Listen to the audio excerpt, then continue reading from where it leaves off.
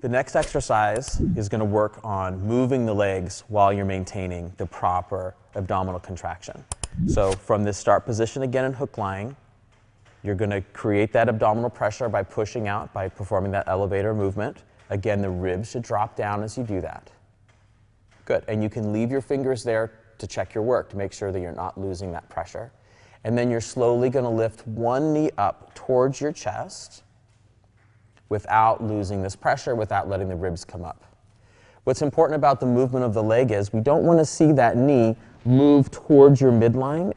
The knee should be moving on the outside. Our hip sockets are located on the outside of our pelvis, so we want to make sure that the knee is following that same path. Good. And then bring it down. Again, not losing the pressure in your abdominals. Good. The back should not be lifting away from the floor or from the table, depending on where you're doing it. It's really easy to let old patterns of movement take over when we get to a challenging exercise like this. Good. And then the leg down.